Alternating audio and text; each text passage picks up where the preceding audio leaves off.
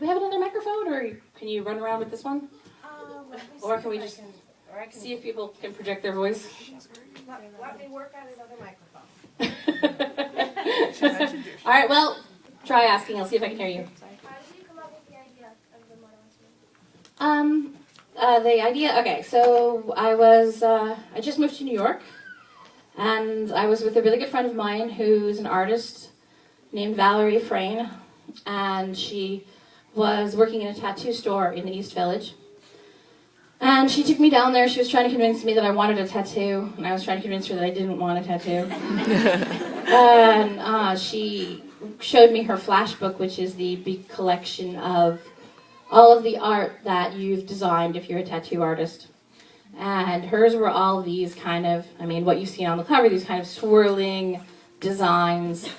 And I asked her what they were, and she said they were runes that she had invented. She based them on actual runic languages, and that runes, people had always thought that runes had special powers. Warriors would wear them into battle to protect themselves, and so I thought, well, what kind of, about, how that would work in a modern day setting, about, what if there were these runes and they really worked, if you put them on your skin, that you could give yourself different kinds of powers, and that was the idea for the Shadowhunters. And then I was reading usually, a book doesn't have one germinating idea. It has a set of different ideas or things that you're interested in, and you kind of moosh them together to make them into a story that makes sense. I was reading a newspaper article about two people who were going to get married, and before they got married, they got blood tests and discovered that they were related. They were brother and sister. They'd been adopted to different families. I think one of them didn't even know they were adopted at all. And I thought, well, this is, a really tragic story. These people fell in love, and, this thing happened to them, and now they can't get married. And so that gave me the idea for the ending of City of Bones, and how I could bring these two people together and rip them apart in a cruel and horrible manner, which is what I enjoy doing. I cried. Good.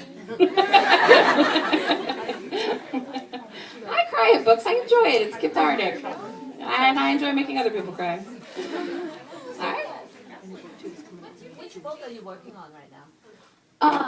I just turned in, I'm working on two series. So I have the second half of the Mortal Instruments series. So there's the next three books. City of Fallen Angels, City of Lost Souls, and City of Heavenly Fire.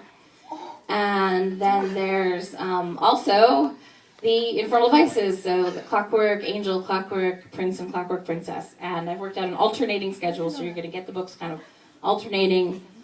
First Infernal Vices, then 8 months later, Fallen Angels, 8 months later, Clockwork Prince, 8 months later, Lost Souls. It's going to go like that.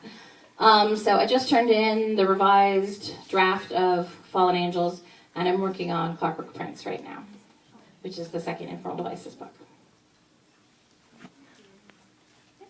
Of all the books you've written, which one is your favorite? My favorite's always the one that I'm working on at the moment. So it was City of Fallen Angels, and then I turned it in. Now it's Clockwork Prince. It's the book that you're working on at the moment because it's always the book that has the most potential.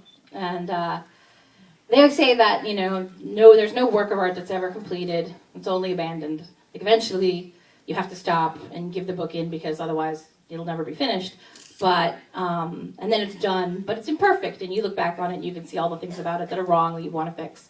But a book that you're still working on still has the potential to be a perfect book, although it is unlikely that it will be.